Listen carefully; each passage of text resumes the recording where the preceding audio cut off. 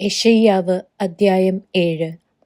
ഉസ്സിയാവിന്റെ മകനായ യോഥാമിന്റെ മകനായി യഹൂദാ രാജാവായ ആഹാസിന്റെ കാലത്ത് അരാമ്യ രാജാവായ രസീനും രമല്യാവിന്റെ മകനായി ഇസ്രയേൽ രാജാവായ പേക്കഹുവും യെരൂശലേമിന്റെ നേരെ യുദ്ധം ചെയ്യുവാൻ പുറപ്പെട്ടു വന്നു.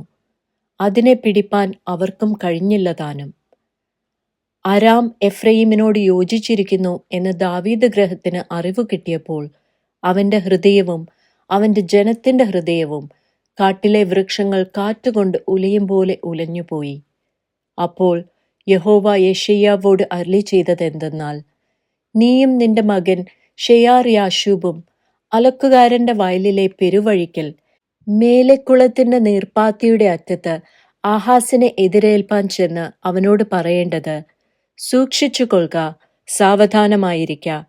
പുകയുന്ന ഈ 2 മുറിക്കൊള്ളി നിമിത്തം അരാമിന്റെയും രസീന്റെയും രമല്യാവിൻ മകന്റെയും ഉഗ്രകോപം നിമിത്തം നീ ഭയപ്പെടരുത്. നിന്റെ ധൈര്യം ക്ഷയിച്ചു പോകുകയുമരുത്. നാം യഹൂദയുടെ നേരെ ചെന്ന് അതിനെ വിഷമിപ്പിച്ച് മതിൽ ഇടിച്ചു കടന്ന് തബേയലിന്റെ മകനെ അവിടെ രാജാവായി വാഴിക്കണം എന്ന് പറഞ്ഞു. അരാമും എഫ്രയീമും രമല്യാവിന്റെ മകനും നിന്റെ നേരെ ദുരാലോചന ചെയ്യുക കൊണ്ട് യഹോവയായ കർത്താവ് ഇപ്രകാരം അരുളി ചെയ്യുന്നു, അത് നടക്കയില്ല, സാധിക്കുകയുമില്ല. അരാമിന് തല ദെമെശേക്ക്, ദെമെശേക്കിന് തല രസീൻ. 65 സംവത്സരത്തിനകം എഫ്രയീം ജനമായിരിക്കാതെ വണ്ണം തകർന്നു പോകും. എഫ്രയീമിന് തല ശമരിയ, ശമരിയയ്ക്ക് തല രമല്യാവിന്റെ മകൻ. നിങ്ങൾക്ക് വിശ്വാസമില്ലെങ്കിൽ സ്ഥിരവാസവുമില്ല.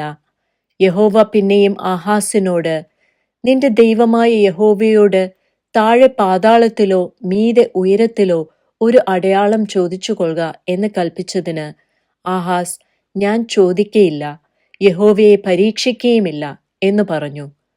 അതിന് അവൻ പറഞ്ഞത്, ദാവീദ് ഗൃഹമേ കേൾപ്പിൻ. മനുഷ്യരെ മുഷിപ്പിക്കുന്നത് പോരാഞ്ഞിട്ടോ നിങ്ങൾ എന്റെ ദൈവത്തെ കൂടെ മുഷിപ്പിക്കുന്നത്? അതുകൊണ്ട് കർത്താവ് തന്നെ നിങ്ങൾക്ക് ഒരു അടയാളം തരും. കന്യക ഗർഭിണിയായി ഒരു മകനെ പ്രസവിക്കും. അവന് ഇമ്മാനുവേൽ എന്നു പേർ വിളിക്കും. തിന്മ തള്ളി നന്മ തിരഞ്ഞെടുപ്പാൻ പ്രായമാകും വരെ അവൻ തൈരും തേനും കൊണ്ട് ഉപജീവിക്കും. തിന്മ തള്ളി നന്മ തിരഞ്ഞെടുപ്പാൻ ബാലന് പ്രായമാകും മുമ്പേ നീ വെറുക്കുന്ന 2 രാജാക്കന്മാരുടെയും ദേശം ഉപേക്ഷിക്കപ്പെട്ടിരിക്കും. യഹോവ നിന്റെ മേലും നിന്റെ ജനത്തിന്മേലും നിന്റെ പിതൃഭവനത്തിന്മേലും എഫ്രയീം യഹൂദയെ വിട്ടുപിരിഞ്ഞ നാൾ മുതൽ വന്നിട്ടില്ലാത്തൊരു കാലം വരുത്തും, അശൂർ രാജാവിനെ തന്നെ.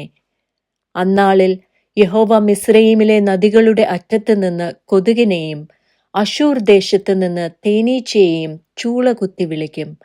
അവ ഒക്കെയും വന്ന് ശൂന്യമായ താഴ്വരകളിലും പാറപ്പിളർപ്പുകളിലും എല്ലാ മുൾപടർപ്പുകളിലും എല്ലാ മേച്ചിൽപ്പുറങ്ങളിലും പറ്റും. അന്നാളിൽ കർത്താവ് നദിക്ക് അക്കരെ നിന്ന് കൂലിക്ക് വാങ്ങിയ ക്ഷൗരക്കത്തി കൊണ്ട് അശൂർ രാജാവിനെ കൊണ്ട് തന്നെ തലയും കാലും ക്ഷൗരം ചെയ്യും. അത് താടിയും കൂടെ നീക്കും. അന്നാളിൽ ഒരുത്തൻ ഒരു പശുക്കിടാവിനെയും 2 ആട്ടിനെയും വളർത്തും. അവയെ കറന്നു കിട്ടുന്ന പാലിന്റെ പെരുപ്പം കൊണ്ട് അവൻ തൈരു തന്നെ കൊറ്റു കഴിക്കും. ദേശത്ത് ശേഷിച്ചിരിക്കുന്ന ഏവരുടെയും ആഹാരം തൈരും തേനും ആയിരിക്കും. അന്നാളിൽ 1000 വെള്ളിക്കാശ് വിലയുള്ള 1000 മുന്തിരിവള്ളി ഉണ്ടായിരുന്ന സ്ഥലമൊക്കെയും മുള്ളും പറക്കാരെയും പിടിച്ചു കിടക്കും. ദേശമൊക്കെയും മുള്ളും പറക്കാരെയും പിടിച്ചു കിടക്കുന്നതിനാൽ മനുഷ്യർ അമ്പും വില്ലും എടുത്തുകൊണ്ട് മാത്രമേ അവിടേക്ക് ചെല്ലുകയുള്ളൂ. തൂമ്പ കൊണ്ട് കിളച്ചു വന്ന എല്ലാ മലകളിലും മുള്ളും പറക്കാരെയും പേടിച്ചിട്ട് ആരും പോകയില്ല.